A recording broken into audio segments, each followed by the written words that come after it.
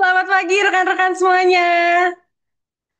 Wah, ini sudah beberapa yang hadir nih. Selamat pagi rekan-rekan semuanya. Selamat datang di webinar Meet the Expert volume kelima. Tentunya terima kasih saya ucapkan atas kehadiran rekan-rekan hari ini dalam acara Meet the Expert. Dan tentunya senang sekali hari ini di hari Sabtu yang cerah ceria bisa bertemu dengan rekan-rekan semua di kesempatan yang luar biasa hari ini. Dan tentunya rekan-rekan ini sambil kita menunggu beberapa rekan-rekan yang lain juga akan bergabung. Mungkin boleh sambil dinyalakan kameranya nih rekan-rekan semuanya. Oke, terima kasih kepada rekan-rekan yang sudah mulai menyalakan kameranya. Baik. Jadi sebelumnya rekan-rekan perkenalkan saya Abel yang akan memandu kegiatan webinar Meet the Expert pada pagi hari ini dan sebagai informasi Meet the Expert adalah sebuah platform webinar yang diselenggarakan oleh Talking yang dimana dalam kegiatan Meet the Expert ini memiliki tujuan untuk memperluas wawasan, mengasah keterampilan, dan juga menemukan solusi nyata melalui topik-topik komunikasi yang berkualitas bersama dengan pakar-pakarnya. Dan rekan-rekan semua, kali ini di kegiatan Meet the Expert Volume yang kelima akan membahas tema yang menarik dan tentunya sangat penting banget buat kita semua, yang dimana sesi kali ini akan berjudul Flow of Mind, solusi ngomong terstruktur tanpa muter-muter. Wah, luar biasa banget ya temanya hari ini dan tentunya spesial di sesi hari ini, sesinya akan dibawakan langsung oleh pakarnya, yaitu Mbak Kamidia Radisti. Dan Mbak Disti nanti juga akan membahas nih rekan-rekan mengenai tips dan juga solusi cara berbicara yang terstruktur tanpa muter-muter. Dan tentunya selama sesi hari ini juga rekan-rekan nggak akan hanya ada sesi sharing aja, tapi juga akan ada sesi tanya jawab bersama dengan Mbak Disti. Dan juga nggak hanya itu aja, nanti di akhir akan ada giveaway yaitu hadiah dua buku Public Speaking 101 yang dimana nanti rekan-rekan berkesempatan untuk memenangkannya. Jadi untuk itu ingin mengingatkan juga kepada rekan-rekan semuanya selama sesi ini jangan lupa untuk terus menyalakan kameranya dan juga jangan lupa selalu aktif selama sesi berlangsung dan pastikan rekan-rekan semua mengubah nama yang terteranya itu sesuai dengan nama yang terregistrasi. Oke? Dan sebagai informasi juga, rekan-rekan juga diharapkan bisa terus aktif ya selama sesi ini berlangsung dan jangan lupa untuk membagikan kegiatan webinar Meet the Expert hari ini dan juga jangan lupa untuk bisa tag dan juga share kegiatan hari ini ke IG-nya Talking yaitu di @talkingcorps.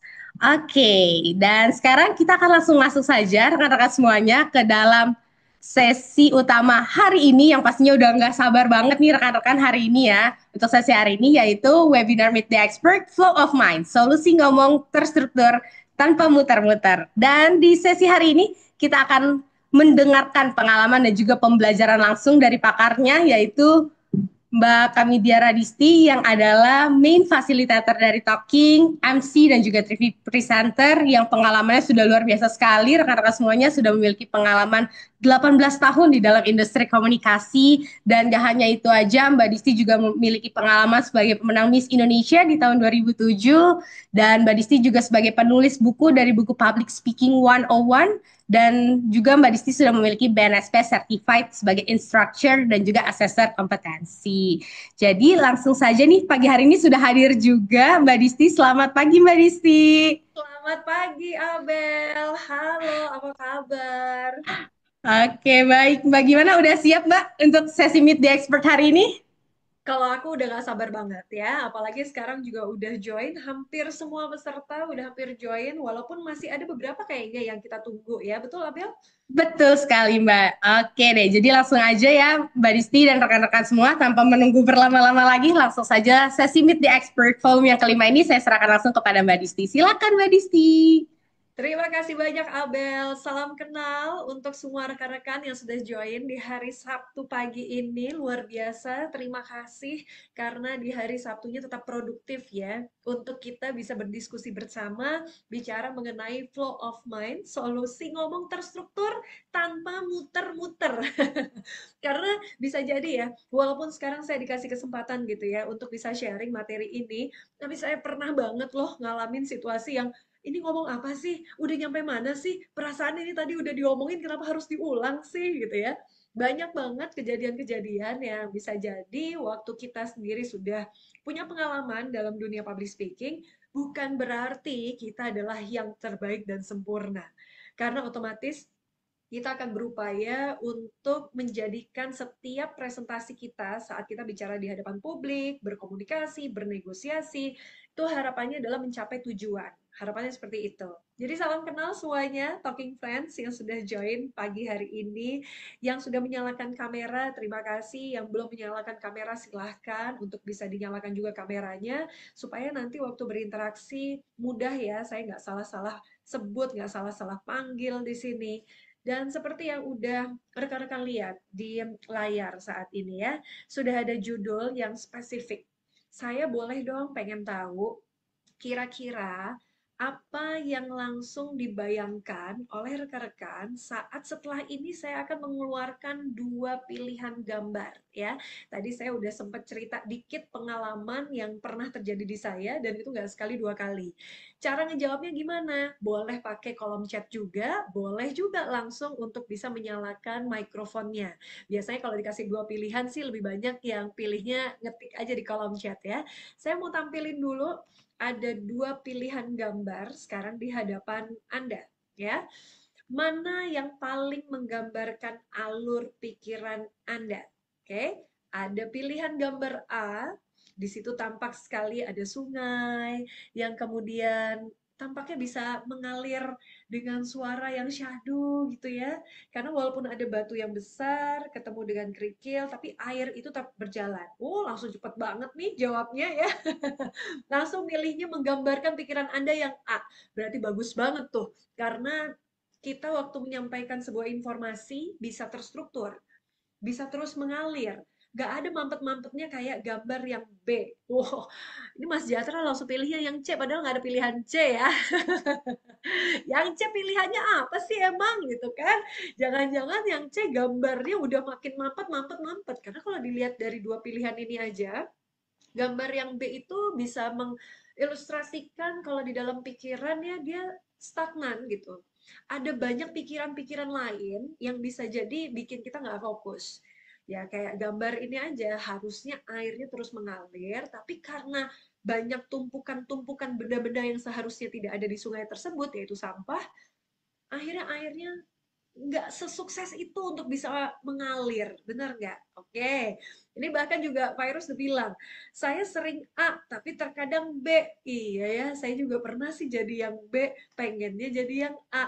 Jangan-jangan yang jawab A ini juga harapannya pengennya juga lebih banyak ke gambar yang A. Di sini Kak Jatra juga bilang, gabungan Kak, ngalir tapi ada sampahnya juga. Dan bahkan bisa jadi apapun hal-hal yang bikin kita nggak fokus, itu justru yang tersampaikan. Itu yang justru bisa menjadikan kita untuk bicara yang akhirnya ujungnya muter-muter gitu. Harusnya lurus ke depan, ya karena ada tingkat fokus yang beda-beda, jadinya muter-muter. Oke, udah sampai nangis tuh ya Kak Jatra bilangnya ya. Oke, maka dari dua gambar ini, saya yakin kita sebenarnya punya dua pengalaman itu. Kita bisa jadi A dalam situasi waktu kita fokus, kita menguasai isi materi kita udah tahu harus bicara di hadapan siapa, kita moodnya lagi bagus banget, pagi-pagi lagi nggak rusuh gitu ya. sarapannya enak, bagi yang ngopi udah ngopi, yang nggak suka ngopi udah termasuk minum semua deh. Segala rupa udah dijalankan sehingga kita merasa secara level confidence tuh dalam kondisi terbaik. Tapi ada kalanya juga ya, saat kita overload. Kan di peserta kali ini nih nggak semuanya pekerja gitu ya. Ada juga yang ibu rumah tangga, yang kemudian kita sekarang ini justru punya sebuah usaha, baru akan memulai. Situasi ini bisa saja bikin kita overload sehingga harapannya ada di gambar A, justru saat kita bicara dan situasinya seharusnya menjadi yang penting, yang keluar itu jadi kayak yang B.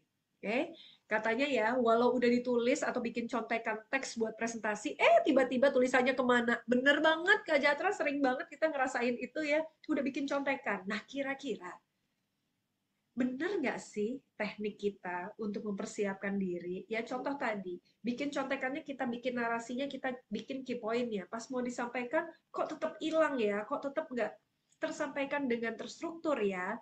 Gimana caranya? Sekarang bayangkan kemudian saat kita berada di sebuah pola pemikiran. Kan kalau dilihat dari gambar ini aja ya, kita tuh mau lurus jalan ke depan, tapi akan melewati berbagai tahapan warna gitu ya. Ada yang warna pink, ada yang warna biru, ada yang warna kuning, ada yang warna ungu bahkan. Gimana pola ini nggak jadi kusut gitu? Apa yang bisa kita lakukan sehingga penyampaiannya akan jauh lebih terstruktur? Maka kita bisa melewati 3 tahapan yang seperti Anda lihat di layar sekarang ini. Apa yang dimaksud? Pertama, segala pola pemikiran kita harapannya bisa tertata dengan rapih gitu ya. Itu bagian yang pertama, organize. Sehingga saat kita menatanya dengan rapi, otak lebih mudah untuk bisa memproses tatanan yang lebih rapih tadi. Kan kenyataannya ya, persiapan kita bisa saja tuh waktunya sedikit. Atau bisa saja ada tipikal orang yang makin persiapannya banyak, panjang gitu ya, makin banyak juga asupan-asupan nutrisi datanya gitu, sehingga datanya semakin berlimpah, merasa semuanya harus tersampaikan. Nah, situasi inilah yang kemudian saat kita bicara sampai diproses, otak kita memproses setiap informasi yang sudah kita persiapkan, kita diminta untuk memberikan beban terhadap otak kita yang tidak berlebihan. Nah, ini yang seringkali akhirnya sulit ya, karena ada situasi yang belum tentu terselesaikan. Dan ini yang bisa saja di poin yang terakhir, yaitu ekspres, kita nggak mampu mengekspresikannya, mengungkapkannya dengan jelas. Bahkan pernah nggak kita tuh baca ya, satu artikel, saya pernah terakhir baca sebuah artikel yang ternyata otak kita ini mampu untuk bisa menyerap atau bahkan menahan deh ya, menahan informasi itu nggak terlalu banyak. Ternyata cuman 7 informasi yang dia bisa masuk di memori kerja kita. Lebih dari 7, itu otak kita bisa langsung ngasih batasannya gitu ya. Dan bisa jadi, tadinya saya berpikir, oh kayaknya karena faktor usia deh. Sejauh ini kalau saya cek ya, peserta kita mostly range usianya adalah 30 sampai nyaris 50 tahun. Bisa jadi kita udah terlalu banyak beban pikiran, pekerjaan, pengalaman gitu ya. Kita ahli di bidang kita masing-masing, tapi kemudian apa yang kita ingat tuh semakin tipis. Dan memang pernah saya baca, itu bahkan kalau nggak salah itu yang menyampaikan adalah Sweller di tahun 2024. Ini yang bisa bikin kita ternyata bahkan sekarang aja ya, coba deh angkat tangan yang ngerasain hal yang sama. Saya kalau lagi denger atau misalnya diinformasiin satu nomor handphone aja ya, kan sekarang tuh nomor handphone udah berapa digit? 11 ya? 11 ya? Ya betul kan ya? Kita bisa saja ada di era 10 digit. Benar nggak? Koreksi saya kalau saya salah. Jadi angkanya tuh nambah satu aja, ngafalinnya juga suka bingung. Udah beli nomor cantik aja, itu suka bingung karena bisa aja ada angka-angka yang double atau triple gitu angkanya. Terus gak hafal, gak hafal nama nomor itu gitu ya. Padahal dulu zaman kita SMP, SMA, waktu zaman-zamannya handphone ini ada setelah pager gitu ya, kita bisa hafal nomor sahabat kita, nomor kita sendiri, keluarga kita, bahkan nomor mantan kita mungkin ada yang kita ingat dibandingin nomor pasangan kita sekarang gitu ya. Karena apa? Ya, itu tadi. Ada 7 unit dari informasi yang ternyata bisa diserap oleh memori kita. Coba deh kita lihat di sini. Saya sepakat banget tuh di situ Kak Risang bilang katanya practice make it perfect. Betul. Dan practice akan jadiin kita akan ketemu dengan kegagalan. Makin banyak gagalnya, semakin cara kita untuk punya antisipasi akan lebih baik. Beli nomor cantik yang banyak nolnya. Kita aja ya, zaman pandemi akhirnya hafal nomor KTP kita ya. NIK kita langsung hafal gara-gara apa? Ada 14 yang tadinya jarang dipakai terus akhirnya disebut-sebut terus kita bisa hafal. Nolnya banyak tuh biasanya di belakang, tapi ada yang nolnya karena tergantung dari bulan, tahun lahir tuh. Nolnya ada yang 3 jumlahnya, ada yang nolnya 4. Gitu aja kalau salah mencetnya salah satu aja nggak bisa masukin tuh angkanya. Dan sekarang saya coba kasih kesempatan Anda ya. Habis ini saya mau nanya random. Oh, Kak Jantra bilang, practice make it perfect, panic make it, oh iya, makin panik makin kacau balau gitu ya. Oke, mohon bersiap. Saya akan mengeluarkan angka yang kira-kira apakah Anda bisa mengingat angka-angka tersebut ya.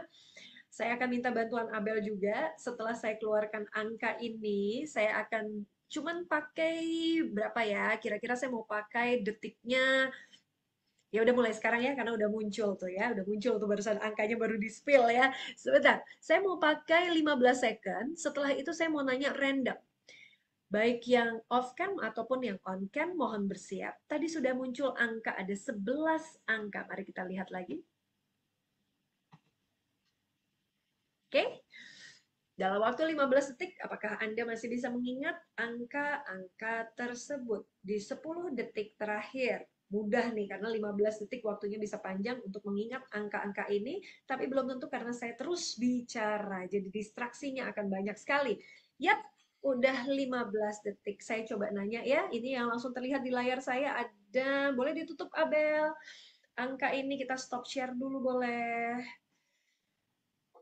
Oke, kita mau tutup dulu layar share screen-nya yang terlihat di hadapan saya sekarang yang paling dekat ada Mas Dian. Mas Dian, selamat pagi. Halo, selamat pagi. Apa kabar Mas Dian? Baik, terima kasih.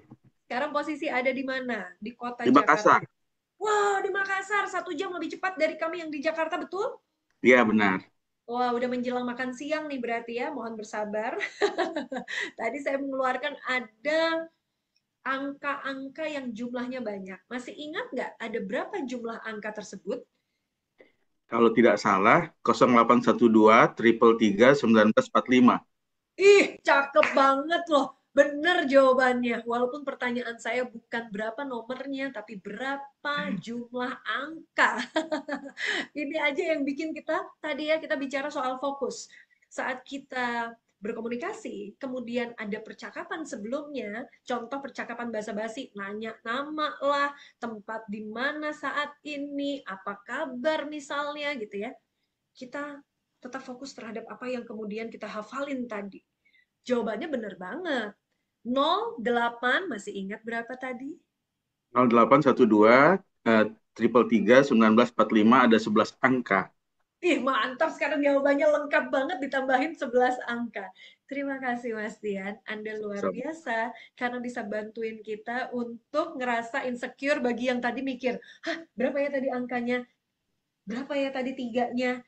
Jumlah triple dan lain sebagainya. Saya mau nanya lagi sekali. Gimana caranya Mas Dian masih bisa mengingat 11 angka tersebut dengan sangat baik? biasanya saya kategorikan, misalnya providernya Telkomsel 0812, terus yang mirip-mirip tahun kemerdekaan 1945 belakangnya, terus di tengah-tengah ada triple tiga begitu. Ih, keren banget. Ini memang sebuah teknik cara kita untuk bisa membagi yang tadi ya. Karena ada isi kepala kita yang justru bisa menangkap maksimal sampai 7.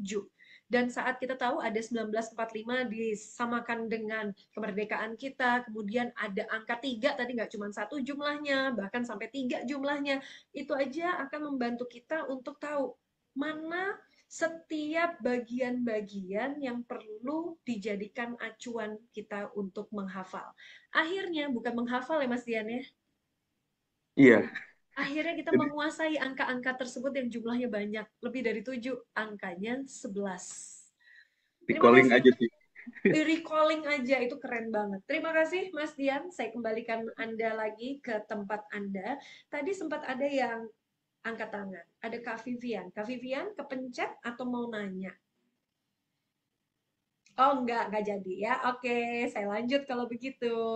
Maka boleh minta tolong lagi Abel untuk bisa di-share lagi materinya.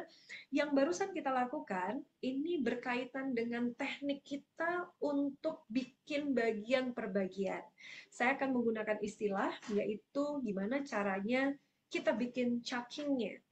Bagaimana cara kita untuk ngatur setiap bagian tersebut untuk lebih mudah. Ya tadi, yang paling mudah adalah seperti contohnya Mas Dian sendiri tadi menyampaikan.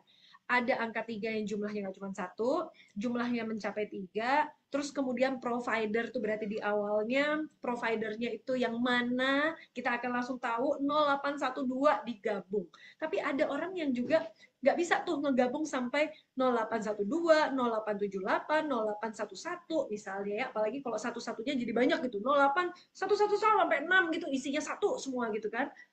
Akhirnya ada yang milihnya juga 081. Belum lagi kalau sekarang kita terbiasa dengan plus 62, jadi nolnya berubah.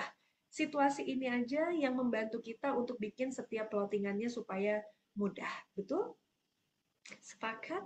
Sepakat. Nah, ini yang cara sebenarnya untuk memproses alur berpikir kita yang kalau tadi saya sampaikan mengaturnya dengan rapi, ada bagian per bagian. Per bagian ini yang fungsinya adalah diterima prosesnya di kepala kita, di otak kita, yang kemudian dia akan terbantu untuk menyampaikannya dengan terstruktur.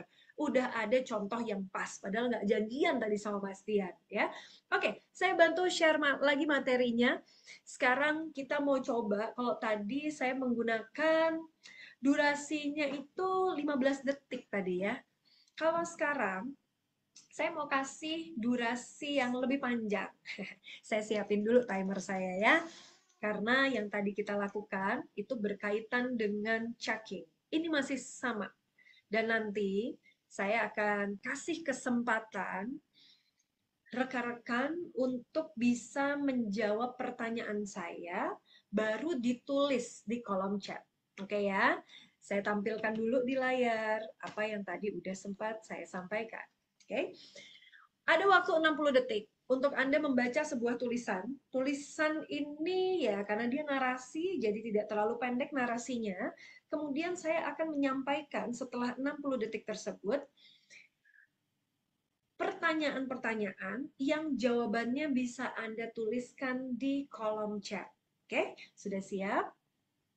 Kalau sudah siap, saya nyalakan dulu timer saya, 60 detik sama dengan 1 menit. Oke, timer saya sudah siap dan narasinya adalah sebagai berikut. Silakan Anda baca dengan sangat sempurna dan saya yakin ada yang mengcapture juga. Biar memudahkan kalau dibaca deh, di capture aja gitu ya. Saya sengaja terus bicara untuk mengganggu pola Anda saat membaca tulisan yang ada di depan. Bisa jadi sekarang di mute laptop Anda. Sisa waktu masih ada 35 detik lagi. Kesempatan Anda untuk membaca masih panjang. Oke. Setelah ini saya akan dibantu oleh Abel di 5 detik terakhir untuk kita tutup materinya ya. Jadi tidak ada lagi yang membaca. Tantang diri Anda karena cara mudah adalah tinggal Anda capture dan Anda baca ulang tulisan tersebut saat ada pertanyaan. Oke, di 10 detik terakhir Abel bersiap untuk stop share ya. Bersiap untuk sembunyikan tulisan yang ada di layar. Yes, sudah 1 menit. Boleh kita tutup slide-nya. Terima kasih, Abel. pertanyaannya. Siap-siap Anda baca ya. Dari narasi yang tadi sudah Anda baca, silahkan rekan-rekan jawab pertanyaan pertama. Apa yang membuat Dalgona Coffee menjadi viral? Saya tunggu. Apa yang membuat Dalgona Coffee viral? Oke, saya tunggu jawabannya di kolom chat Anda.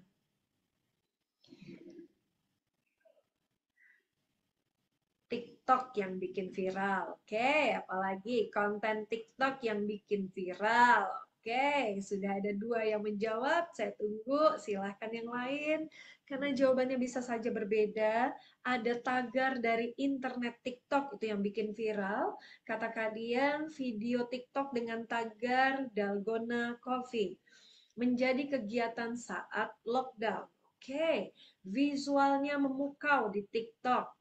Bahkan Kak Santi juga bilang tagar Dalgona saat lockdown. Tuh, ini ya menggabungkan 2 jawaban kalau kita lihat gitu. Ada yang bahkan menjawab tadi visualnya memukau di TikTok. Ada lagi yang mau nambah lagi jawabannya? Kita masih tunggu. Kata kali dia, oh karena hashtagnya juga, Kak Dea bilang jutaan video with Dalgona Coffee di TikTok dan Instagram. Momen viralnya karena lagi lockdown. Ya, oke. Karena pertanyaan saya adalah, apa yang membuat Dalgona Coffee ini viral? Saat kita bertanya apa, jawabannya bisa sangat lebar. Saat kita bertanya kapan, maka jawabannya akan jauh lebih spesifik berkaitan dengan waktu. Betul? Maka jawabannya semua tepat. Yeay! Kalau pertanyaannya adalah apa yang membuat Dalgona Coffee ini viral? Yes, yang bikin jelas bisa 1-2 orang bahkan lebih. Tapi kenapa orang tertarik untuk bikin dan akhirnya viral? Karena dia di spreadingnya ada di media sosial. Kita bisa lihat di TikTok, kita bisa lihat di Instagram. Video-video itu karena momennya lagi lockdown, kita di rumah aja dan kita mencoba, ternyata rasanya enak, kita ulang lagi dan seterusnya. Karena pertanyaannya adalah apa, bukan kapan. Sekarang masuk di pertanyaan yang kedua ya. Kita siapin berapa ya pertanyaan ya? 10 kali ya. Kita siapin 3 pertanyaan. Sekarang masuk di pertanyaan kedua, silahkan Anda bersiap. Apakah Anda masih ingat detail dari resep bikin Dalgona Coffee? Dan di narasi tadi disampaikan ada kritik utama. Oke, silakan Anda tuliskan detail resep Dalgona Coffee dan kritik utama dari Dalgona Coffee itu sendiri. Oke, kita tunggu. Kira-kira mana jawaban Anda yang sekiranya akan tepat? Mantap. Curiga nih saya sama Mas Jatra nih ya. Katanya bikin resepnya adalah 1:1:1.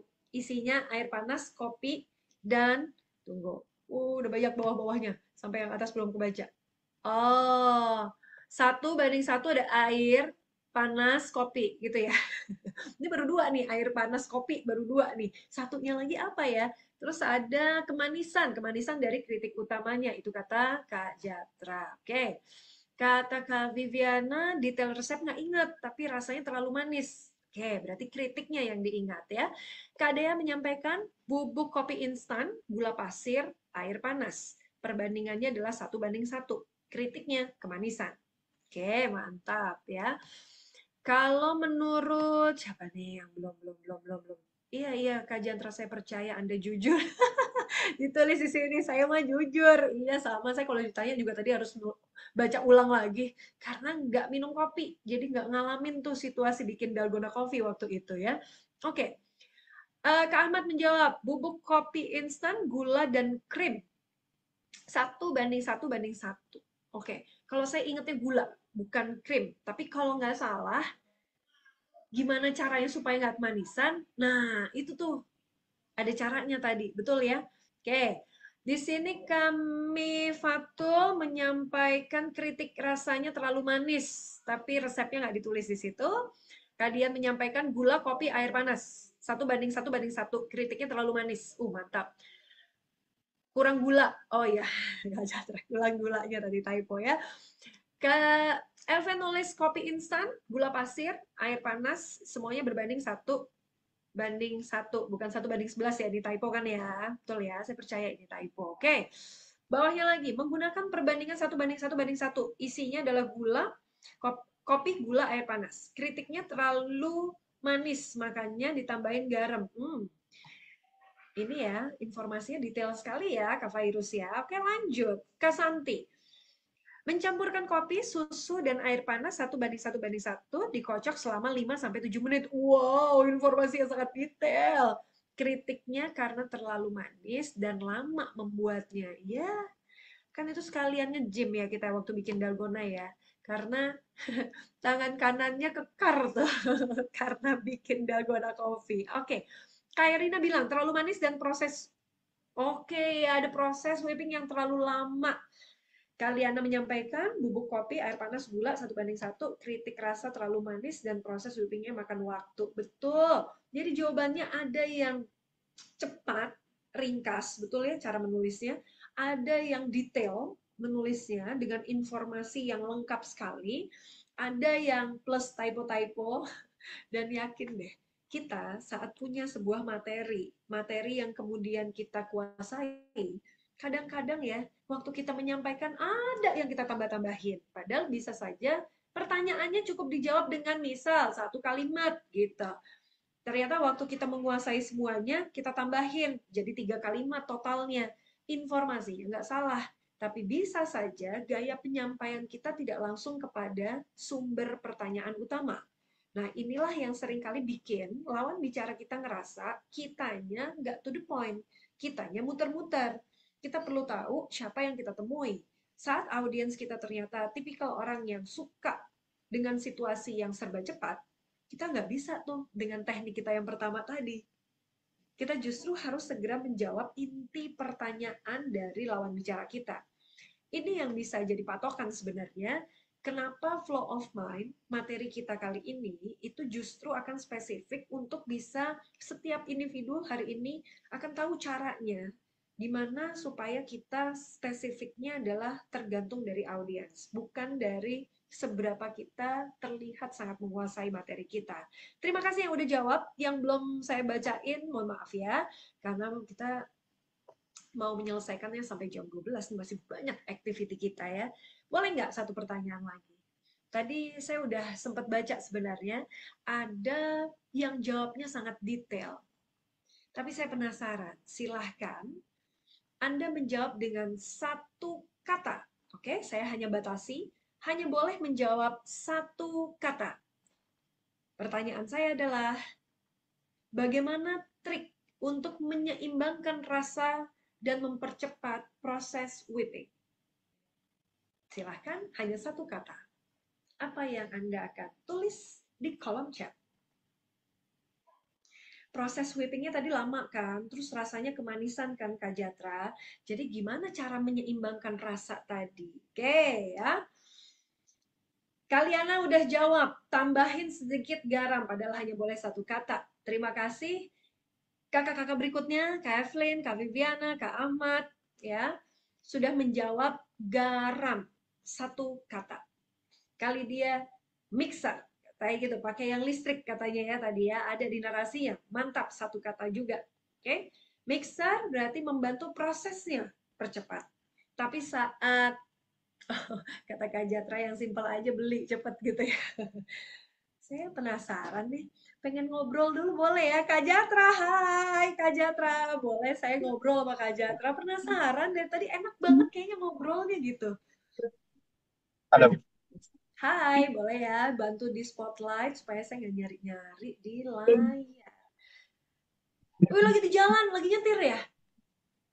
Lagi ngomong anak. Mas Jatra, nggak jadi saya ajak ngobrol deh. Anda lagi nyetir, ngomong anak, bahaya. Ya, masih sempat ngetik lagi. Yang ngetik siapa anaknya jangan-jangan?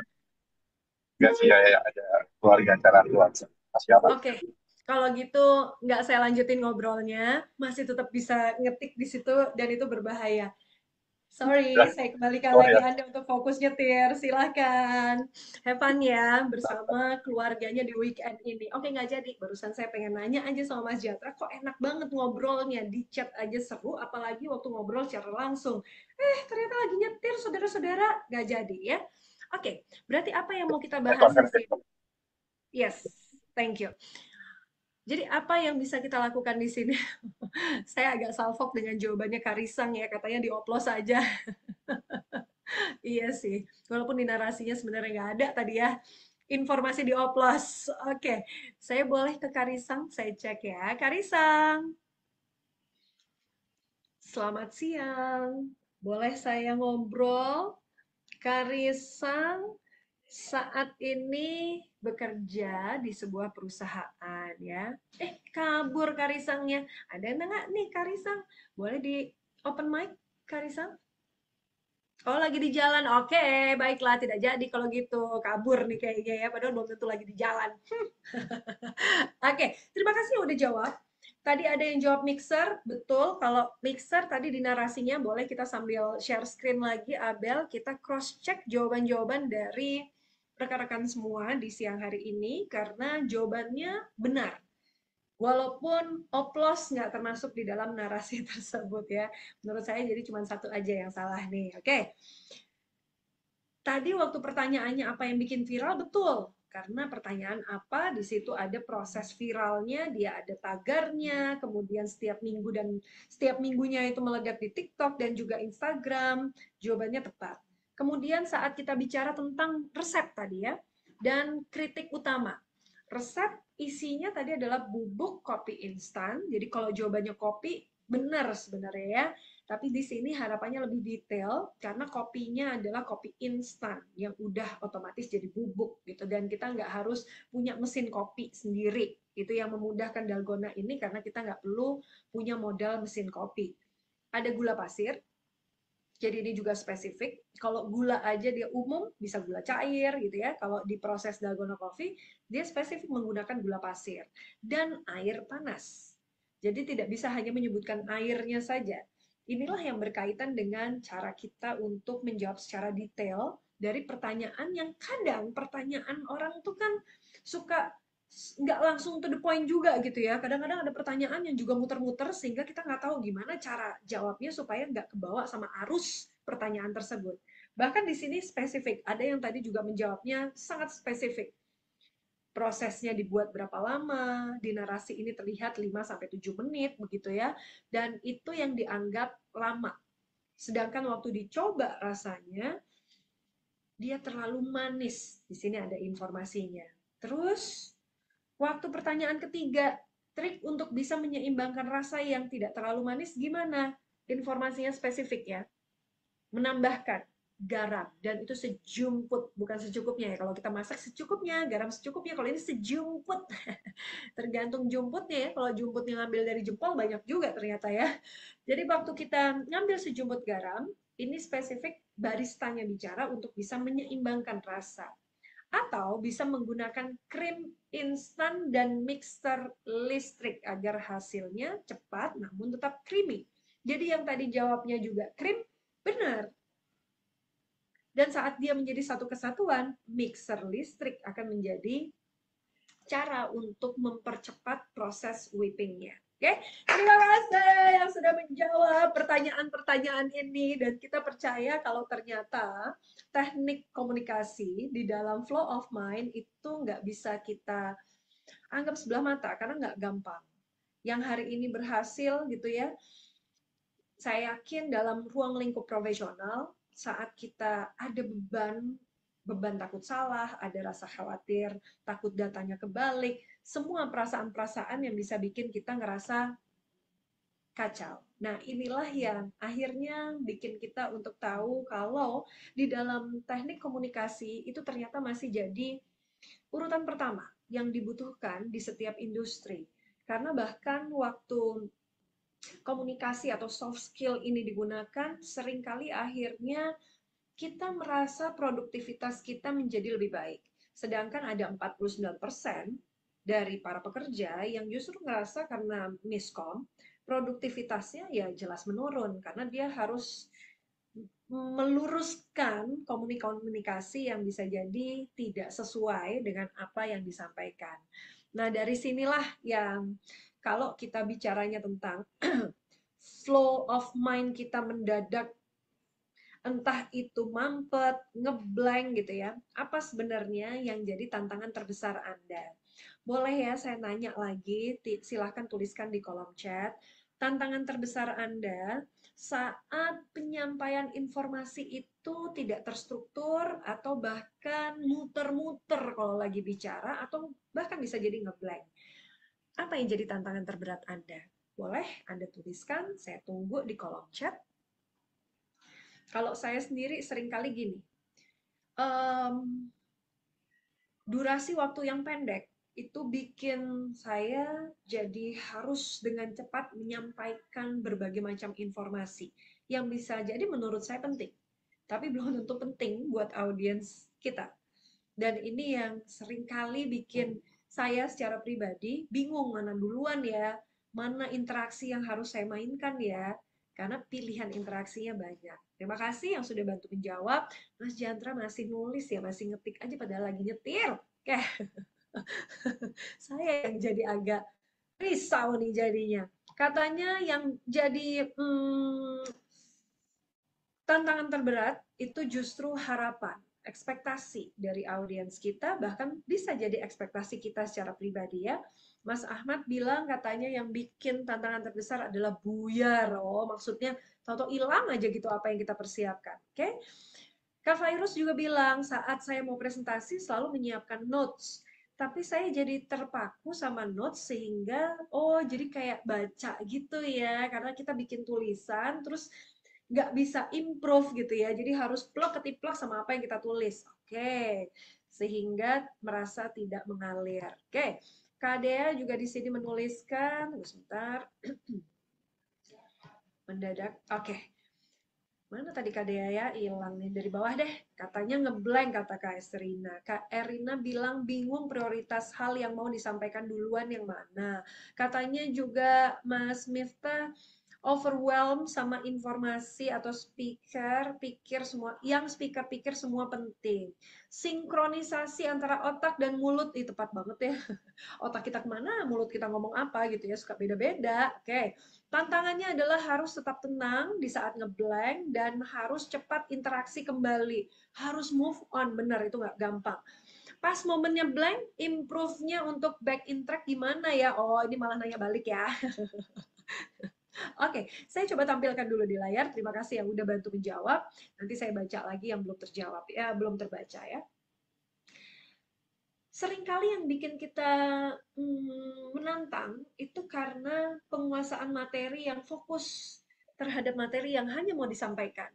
Tapi kita suka lupa menyiapkan antisipasi kejadian negatif gitu ya, hal-hal yang tidak kita prediksi dan itu berkaitan dengan harapan tadi. Kemudian kita seringkali juga kalau kata tadi kalau nggak salah virus ya yang menyampaikan bergantung pada notes, catatan yang kita bikin dengan gaya kita masing-masing, ada yang bikinnya key point, ada yang berupa gambar, ada yang kalimat utuh gitu ya, narasi yang utuh. Itu seringkali akhirnya bikin kita terpaku terhadap apa yang harusnya kita baca. Kita nggak leluasa untuk menyampaikan apa yang ada di dalam pikiran kita. Bahkan yang ketiga, kitanya terlalu hati-hati. Terlalu hati-hati dimaksud ini sebenarnya adalah cara kita untuk tahu apa yang mau kita sampaikan. Contoh dalam satu kalimat ada 10 kata. Wah, kalau saya di kata-kata kelima menyampaikan ini, dia bisa terima nggak ya? Duh, kalau saya nggak pakai mohon izin dulu, orang mau denger nggak ya? Duh, kalau saya langsung ke inti masalah, saya dianggap sopan nggak ya? Situasi pertanyaan-pertanyaan di dalam benak kita, ini menyebabkan kita untuk nggak langsung straightforward untuk bicara apa sih yang mau kita sampaikan, apa yang menurut mereka menjadi penting gitu ya. Pertimbangan kita menjadi banyak. Bahkan sekarang kita udah berada di era digital, sehingga tantangan kita juga termasuk adalah audiens yang punya rentan waktu untuk ngasih perhatian ke kita semakin pendek. Maka semakin kita muter-muter, semakin kita ditinggalkan. Tapi semakin kita to the point, belum tentu juga mereka merasa hal itu menarik. Nah, apa dong yang bisa kita lakukan di sini ya? Pertama, kita bisa menentukan tujuan yang spesifik. Apa yang sekiranya audiens itu harus ingat dari penyampaian kita. Saya akan berikan di step yang pertama, clarify your purpose ini, berkaitan dengan kalau kita bikin gampang gitu ya, saya mau bikin 5P di sini. Kalau dulu saya lulusan ekonomi, ngebahas teknik marketing, itu ada 4P. Nah, kalau ini enggak, ini berkaitan dengan tujuan supaya audiens tuh mengingat apa yang mau kita sampaikan. 5P yang bisa Anda implementasikan di tahapan persiapan Anda. Oke, ini tahapan persiapan Anda supaya semakin spesifik. Oke, sebentar saya tampilin dulu di. Oke, yang pertama, bagaimana cara kita untuk membuat audiens kita penasaran terhadap materi yang mau kita sampaikan. Jadi seringkali ini semuanya harus berkaitan dengan data, harus berkaitan dengan urgensinya. Misal gini deh, tadi kalau masih ingat di halaman pertama saya, itu setelah judul ada 2 gambar. 2 gambar itu nggak sekedar, gambar ini yang bagus, gambar ini kan semua berkaitan dengan data. Saya mau ngomong apa sih hari ini? Oh, saya pengen audiens saya bantu arahkan seringkali berhadapan dengan situasi yang mana. Yang kebetulan judul kita adalah Flow of Mind. Apa yang kira-kira berkaitan dengan sebuah alur ya. Terlintas tuh, air cocok nih. Ya. Karena visual bisa ngebantuin audiens kita langsung fokus terhadap materi yang mau kita sampaikan. Oke, ini alat bantu. Alat bantu supaya di menit pertama kita akan jauh lebih spesifik untuk membuat audiens ngerasa penting informasinya.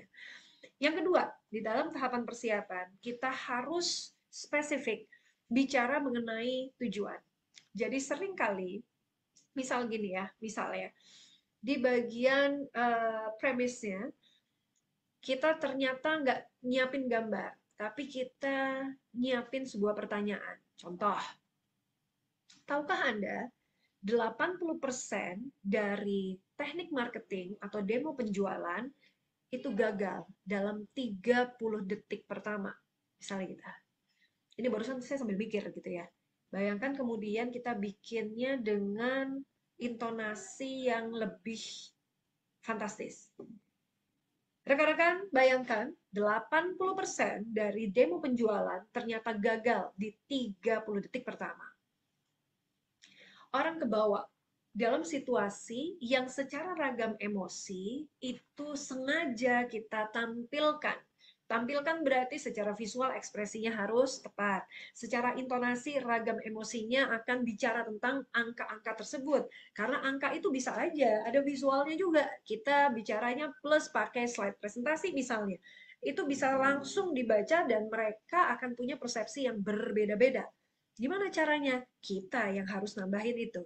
Sehingga di P yang kedua, ini adalah cara kita untuk ngasih tahu ke audiens kita, kenapa data ini yang kita tampilkan. Karena ternyata misal, audiens kita adalah tenaga pemasar. Selama ini mereka mengejar target, targetnya tercapai misalnya. Tapi bisa ditambahin loh targetnya, contoh gitu ya. Jadi tujuan itu seringkali berkaitan dengan benefit yang nantinya mereka dapatkan, dan tujuan dari pertemuan tersebut. Kenapa akhirnya benefit duluan yang disampaikan? Karena seringkali empatinya akan terbentuk di sana. Kalau kita bicara tujuan, belum tentu arah tujuan hidup kita sama gitu ya. Tapi saat bicara benefit, kita sudah menyentuh perasaan dari lawan bicara kita dan ngerasa bahwa kita adalah orang yang relevan sesuai dengan apa yang mereka harapkan. P yang ketiga. Oke. Kita diminta untuk membuat sebuah pola berpikir sehingga memudahkan kita untuk tahu bagian per bagian. Tadi ya, kita udah bicara tentang chuckingnya, bagian per bagian. Otak kita nggak bisa langsung menghafal dari start sampai finish. Tapi saat bagian pertama kita tahu, oke, bagian pertama saya akan kasih dulu ya premisnya, bagian kedua saya sampaikan ya tujuannya, bagian ketiganya ngapain nih? Bisa jadi, contoh, dia ada agendanya, dia ada urutannya, dia ada rundown-nya. Oke, sekarang giliran saya yang bicara sharing ya, karena 20 menit ke depan saya akan buka sesi tanya jawab. Itu akan jadi roadmap-nya. Kita punya acuan dari durasi, nggak boleh lebih dari 20 menit bicaranya misalnya. Oh, ada Q&A nih, berarti jangan sampai saya lempar Q&A saya di 20 menit pertama misalnya. Planning ini membantu kita untuk masuk ke P yang keempat. P yang keempat berarti berkaitan dengan tadi yang saya sudah sempat sebut sebenarnya. Ada bahasa tubuh yang Anda harus menampilkannya menjadi motivasi terhadap lawan bicara Anda, tidak hanya mendengar, tapi sepakat. Karena Anda yang menciptakan ragam emosi itu berdasarkan dengan ekspresi wajah, gestur Anda, postur Anda, dan situasi 4P ini sebenarnya udah cukup, sebenarnya. Gitu ya. Dan saya masih ngambil tadi ada yang menyampaikan, Mas Jatra tadi yang menyampaikannya, ada harapan.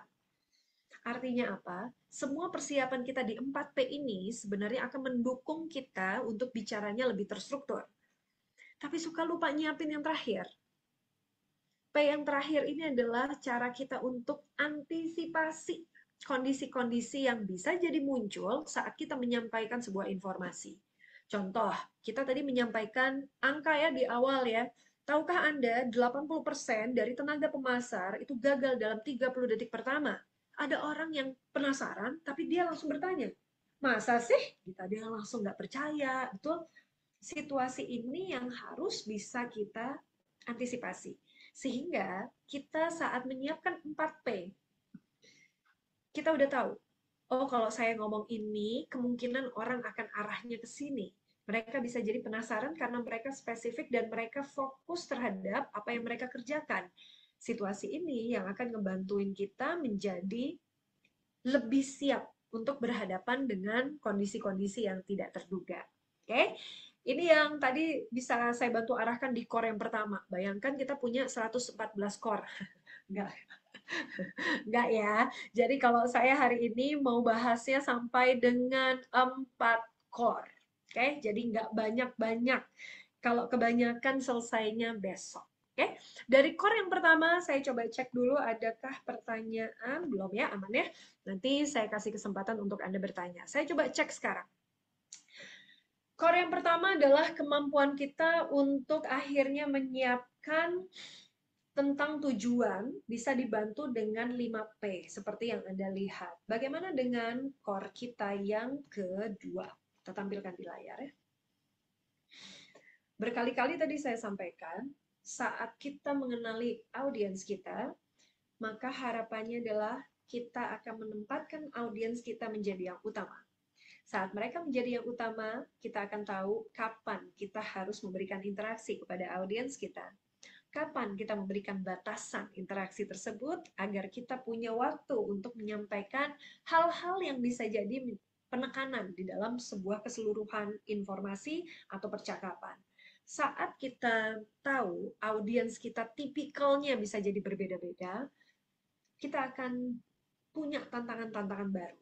Ini saya bantu lagi ya, kita buat activity lagi ya. Saya rasa sih bisa langsung tulis di kolom chat. Silahkan Anda deteksi 2 kata yang bisa menggambarkan audiens Anda. Oke? Bisa jadi audiens Anda saat ini. Jadi mereka itu contoh, oh kalau budget conscious berarti tipikal orang keuangan. Jadi kalau saya menyampaikan ini, dia akan concernnya di bagian hitung-hitungan, kenapa harus angkanya sekian, boleh nggak yang ini diadaptasikan, boleh nggak yang ini dikurangin, saya mau bagian ini ditambah misalnya ya, itu kalau berkaitan dengan budget conscious. Cara kita untuk memberikan data pasti akan berbeda. Atau kita pilih misalnya orang-orang yang ternyata melek digital tapi dalam tahap yang masih pemula. Karena pasti beda lagi kalau tahapannya di expertise-nya. Cara kita menyampaikan data yang mana yang paling bisa memukau mereka-mereka yang masih pada bagian pemula dalam urusan digital. Ini contoh. Jadi saya kasih kesempatan Anda untuk tulis di kolom chat. Silahkan Anda bikin profil dari audiens Anda dan tantang diri kita untuk nantinya bisa berkomunikasi dengan audiens tersebut. Saya kasih waktu ya. Hanya 1 menit harusnya cukup. Terima kasih yang sudah bantu menuliskan.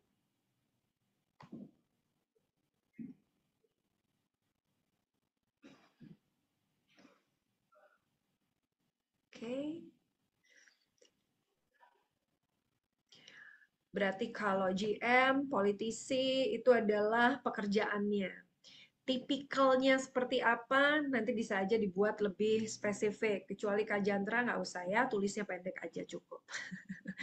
Audiensnya sandwich generation dan juga milenial. Oke. Audiensnya data careers. Oke. Ada juga yang milihnya atasan atau pejabat tinggi. Oke, itu juga beda-beda di mereka yang ada di pusat, mereka yang ada di daerah itu pasti bahkan juga concernnya di bidang apa itu pasti beda-beda. Ada juga yang milih audiensnya adalah job seeker.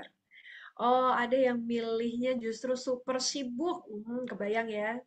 Kalau super sibuk kita harus ngomongnya kayak gimana tuh ya. Social justice warrior, mantap. Ada yang decision maker. Pejabat tinggi generasinya Z. Udah jadi pejabat tinggi tapi masih generasinya muda ya. Oke. Masih saya tunggu ada waktu 10, 9, oh iya, mantap. Yes, terima kasih. Udah 1 menit. Saya coba lihat ya. Yang mau saya bantu tanya sekarang ini lebih kepada gimana cara kita untuk menyiapkan informasi kepada individu-individu tersebut yang jadi audiens Anda, gitu ya. Saya ke Kak Elisa dulu, boleh? Boleh kita tutup dulu slide-nya?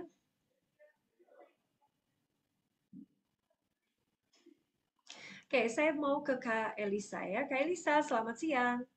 Halo, selamat siang. Selamat Sorry, siang.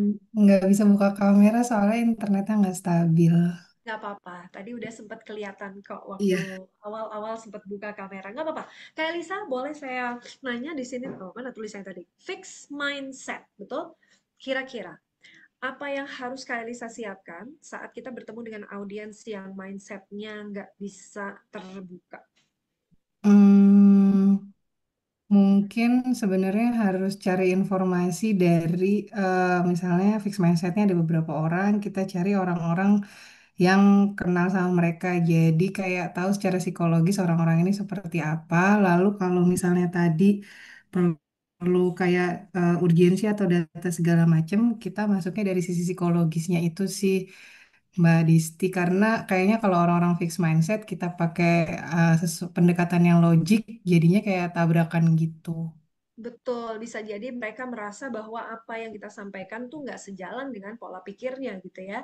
Dan akhirnya kita berharap membuka pola pikirnya dengan bantuan dari audiens lainnya yang lebih terbuka, begitu? Mm-mm, iya. Mantap, itu adalah cara yang juga tepat. Terima kasih Kak Elisa. Saya bergeser ya. Ini ada rekan-rekan kita juga yang sudah nulis. Ada Kak Esterina. Kak Esterina, selamat siang. Selamat siang. Selamat siang. Di sini disampaikan mereka adalah orang yang sangat conscious dengan kebijakan, betul? Ya, Oke, bagaimana cara pendekatan kita supaya penyampaiannya itu teratur? mungkin tentang awareness tentang impact dari kebijakan itu. Terus profilnya sih, kayak misalnya kan ada yang em, contohnya kayak tentang environment. Kalau sesuatu itu masih sangat jauh, kayak Mhm. impact paling dekat di mereka tuh untuk kehidupan sehari-hari apa. Mungkin Oke, kayak gitu. Terus sama kayak impact long term, medium mhm. sama apa short, medium sama long termnya gitu sih. Oke, ini udah spesifik banget ya, keren banget Kak. Emang sesering itu kita bertemu dengan audiens yang mereka sangat concern terhadap sebuah kebijakan, Kak Serina? Ada juga yang enggak sih karena merasa itu masih terlalu jauh gitu. Kayak Oke, apa ngomongin EV gitu. Nggak semua ya, orang kan kayak merasa mau gitu. Mhm. Nah itu struggle-nya di situ sih untuk Oke. raising the awareness-nya dulu. Jadi akhirnya menjembatani mereka yang sudah sangat aware dengan mereka yang belum, bahkan nggak mau gitu ya, nggak mau tahu tentang informasi itu. Proses menjembataninya yang bisa jadi membuat kita juga kesulitan. Dan udah tepat tadi, cara kita adalah mensejajarkan rasa. Itu yang saya tangkap tadi dari Mbak Esterina. Saat kita mensejajarkan rasa, empati akan terbentuk dengan sendirinya dan audiens yang akan menangkap energi kita dari 4P yang sudah kita, dari 5P yang sudah kita persiapkan tadi. Terima kasih Kak Esterina. Saya Thank coba you. geser lagi sama-sama. Di sini ada Kak Dea. Saya sih menarik karena nulisnya di sini social justice warrior. Wah, ini kayak gimana contohnya nih Kak Dea? Boleh ya kita nyapa? Kak Dea, selamat siang. Siang, Kak Disti dan semuanya. Salam kenal Kak Dea. Boleh cerita, Ya, ini kayak gimana sih tipikal yang social justice warrior ini? mungkin ini orang-orang yang harus hati-hati ngomongnya terkait label atau judge people, kemudian orangnya cenderung respectful, jadi kalau bercanda tuh nggak bisa yang sarkas atau dark jokes gitu. Ya, Dan kadang-kadang kan sebenarnya kalau konten communication bawa jokes itu kan jadi salah satu yang apa ya? icebreaker ya. Jadi ice breaking. Nah, tapi kayaknya kalau ngadepin komunitas atau orang-orang seperti ini mungkin harus lebih hati-hati lagi. Kurang lebih seperti itu, Kak Disti. Oke, bayangkan kemudian kita ada misal secara audiens jumlahnya itu perbandingannya mereka yang tadi disebutkan itu nggak sampai 10%-nya. Mana yang kita utamakan? Audiens yang 90% atau yang 10% menurut Kadea?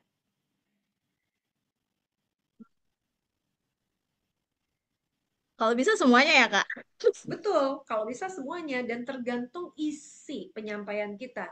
Karena bisa jadi contoh ya, di pembuka kita udah nyiapin ice breaking yang bisa membantu mereka untuk melek terhadap data-data yang sedang kita mau sampaikan, solusi apa yang nanti bisa kita dapatkan.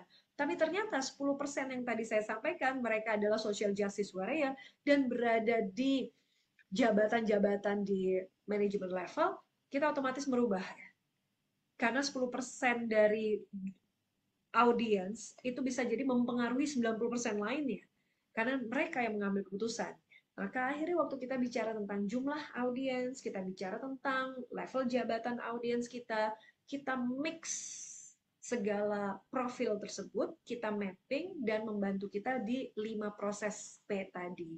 Oke, terima kasih kalian. Mantap, kece banget. Terakhir ya, saya mau lihat Sama-sama. lagi. Oke, saya mau lihat lagi teman-teman yang juga udah bantu tulis. Bentar. Iya, nggak apa-apa nih. Kak Risam barusan saya baca, suka sama materinya, tapi mohon maaf izin menyimak dulu. Nggak apa-apa, hati-hati ya perjalanan. Oh, besok nih kayaknya acara lari di Bandung, betul? Hati-hati ya Mas ya. Oke, saya berpindah ke Kak Viviana. Kak Viviana, selamat siang. Siang, Kak Disti. Kalau di sini nulisnya adalah mirroring. Tipikal audience mirroring ini kayak gimana, Kak? Oh, bukan, tadi lagi jawab yang Oh, sebelumnya Kak Disti itu oke. yang menyamakan level Oh, pemikiran ya dan oke. frekuensi Sorry, ya. sorry. Berarti Kak Viviana sendiri menuliskannya apa nih? Sebelumnya aku tulisnya itu yang millennial dan sandwich generation. Benar, baru nemu tulisannya di sini ya. Sandwich Ya, generation dan millennial. Apa yang dirasa perlu disiapkan untuk generasi-generasi tersebut? kalau aku kan kebetulan profesinya di bidangnya kan ini ya, planner untuk insurance. Jadi Hmm. target marketnya memang lebih ke masalah keuangan. Jadi biasanya membuka pikiran dari awareness mereka gitu tentang kondisi keuangan mereka saat ini dan ke depannya kalau mereka nggak prepare dengan baik, lebih ke situ sih, Kak. Oke, dan ini bisa berlaku untuk sandwich generation dan juga untuk milenial itu sendiri. Tapi Iya, proses pendekatan pasti berbeda ya. betul. Gimana kalau dengan sandwich generation? Proses pendekatannya seperti apa, Kak Viviana? Biasanya kalau sandwich generation itu lebih ke ini sih ya, itu pun terbagi-bagi ya tiernya kalau aku lihat. Jadi memang ada yang memang level keuangannya sudah lumayan oke, tapi ternyata mereka juga punya masalah gitu loh. Jadi aku lihat juga ya sama-sama sandwich juga nih, cuma beda tier doang gitu. Dan kalau milenial mungkin karena ya usia aku juga kan 30 something yang relate ya ke milenial issue lah ya gitu. Ya. Dan sekarang mulai merambah ke Gen Z juga sebenarnya sih, cuma memang fokus utamanya milenial dulu. Oke, jadi proses pendekatan kita bisa jadi sama, tapi kita belum tentu punya pengalaman yang sama Iya dengan benar. audiens kita, betul ya? Paling Dan pakai gambaran umumnya dulu aja sih. oke, pernah nggak berada di situasi yang stuck? Kita lagi menyampaikan sebuah informasi, kok ternyata mereka nggak tertarik ya? Kok ternyata Oh nggak menolak relate gitu ya? nggak relate, atau bahkan merasa informasinya udah pernah didengar dari orang lain gitu misalnya. Sering sih Kak. Biasanya Sering mereka banget. ngomong secara langsung atau gimana? Lebih kayak apa ya? Lebih lihat dari perilakunya aja mungkin yang kayaknya kok apatis ya, atau enggak lebih fokusnya ke self reward dulu deh gitu. Nah itu Oke, paling yang agak menjadi tantangan di situ. jadi Concernnya beda. mantap. Jadi kita bisa membaca feedback dari audiens kita, begitu ya? Betul. Waktu kita menyampaikan data A, kok ternyata mereka nggak antusias ya, kok ternyata mereka nggak menyimak ya, kok kayaknya nggak menarik ya. Di situ adalah kesempatan kita untuk bisa segera switch information-nya, gitu ya. Betul. Thank you, Kak Viviana. Saya Thank kembalikan you, Kak Anda Diki. lagi ke ruangan karena di core yang kedua tadi, bagaimana cara kita untuk bisa memposisikan audiens menjadi yang utama. Kita masih punya 2 core lagi yang bisa kita siapkan supaya flow of mind kita menjadi lebih terstruktur. Oke, saya masukkan lagi ke materi karena core yang ketiga ini berkaitan dengan structure your point. Saya masih ingat betul banyak di antara Anda tadi yang juga terbiasa untuk menuliskan notes-nya. Tapi dari notes yang kita siapin, bisa saja justru makin bikin kita ngomong terlalu panjang, atau saat kita menyampaikan informasi hanya terpaku dengan isi tulisan tersebut gitu ya. Nah, proses itu yang alat bantunya gimana? Pertama, saat kita mau bikin pointers-pointersnya, jangan lupa kita diminta juga untuk memberikan atau menyampaikan inti dari percakapan yang akan diteruskan. Jadi saat kita menyampaikan inti, seringkali mereka akhirnya tahu, oh saya akan dapetin ini, oh saya butuhnya ini, mereka akan lebih mudah. Jadi conclusion yang dilakukan bisa jadi juga berkaitan dengan rekomendasi yang sebab akibatnya baru akan disampaikan di tengah percakapan. Itu yang bisa kita lakukan. Kemudian structure your point juga bisa dilakukan dengan tahapan yang tadi ya. Bagi ide gagasan kita jangan terlalu panjang. Karena maksimal otak kita menangkap sampai dengan 7 informasi. Kalau kita tipikal orang yang boleh mepet-mepet ke 7, silahkan. Jadi di sini saya berikannya lebih ke 3 sampai 5 key point. Karena kita yang akan bantu improvisasi dari setiap poin-poin yang kemudian bisa kita jabarkan. Oke ya. Yang ketiga, kemampuan kita untuk biasanya mengulang apa yang tadi di bagian pembuka, kan di bagian pembukanya lead with conclusion, kita udah ngasih, kita bakal gini loh, akan ada perubahan di 2 tahun ke depan, Anda akan mendapatkan manfaatnya di dalam 3 bulan ke depan, misalnya begitu. Saat kita menyebutkan di awal, seringkali di bagian penutup itu kita harus recall lagi memori mereka terhadap apa yang sudah kita sebutkan inti dari apa yang ada di pembuka. Ini yang ngebantuin mereka lebih spesifik terhadap struktur yang kita sampaikan. Nah, situasi ini bisa dibantu dengan cara apa ya? Kalau kita tadi masih ingat dengan teknik kita bikin 5P, betul? Yang terakhir tadi berkaitan dengan antisipasi. Nah, sehingga ini harus disatukan biasanya ya, antara structure your point di step yang ketiga, kita perlu juga untuk mempersiapkan primingnya. Dari 5P tersebut, ada respon dari audiens, ya what if-nya harus banyak. What if ini kalau kita terbiasa untuk bikin struktur atau bikin key point, biasanya dia akan muncul dengan sendirinya. Sehingga kita punya skala prioritas. Mana yang harus saya sampaikan duluan. Oke, itu 4 core step yang bisa Anda lakukan, rekan-rekan. Sekarang saya mau tambahin sedikit berkaitan dengan kalau tadi udah ada 5P, betul? Sekarang saya mau kasih supaya setiap individu akan tahu gimana caranya untuk bisa melatih, karena poin-poinnya udah dibikin, stepnya udah ada 4 tahapan, apa yang bisa kita siapin dari dalam diri kita. Oke, kali ini saya buatnya bukan 4P, tapi justru bukan 5P, tapi 4C ya. Di 4C supaya penyampaian kita lebih fluence. Gimana caranya? Oke, saya mau nanya ya, saya mau nanya dulu. Kan ini udah terlihat semua. Kira-kira untuk bisa jadi pribadi yang calm itu yang gimana? Yang tenang itu gimana caranya?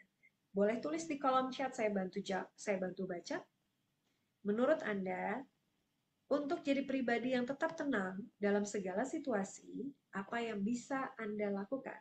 Atur nafas, mantap. Ya. Bisa jadi jawabannya sama, rekan-rekan lainnya. Oke, Kadia bahkan menyampaikannya mindful. Lanjut, saya tunggu. Silahkan bagi Anda yang belum tulis.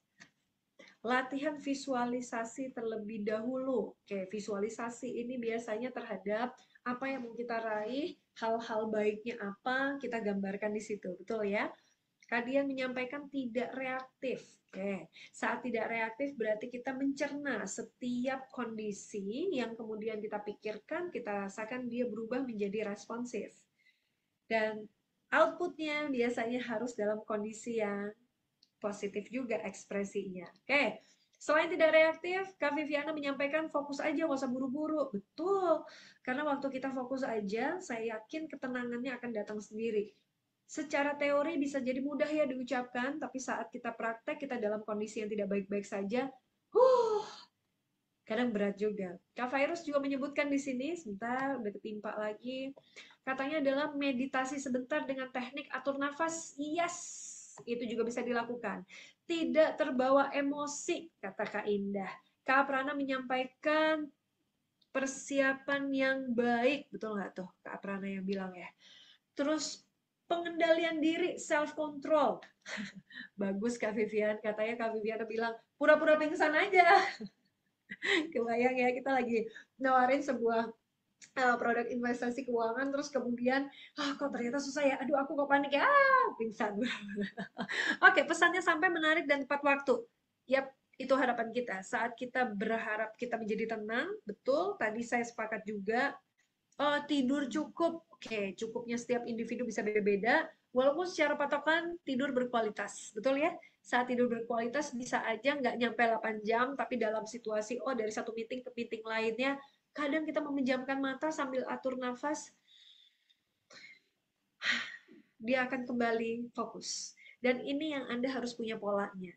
Jadi saat kita bicara ketenangan, setiap orang akan punya pola yang berbeda-beda. Terima kasih yang udah bantu jawab. Atur nafas, wajib.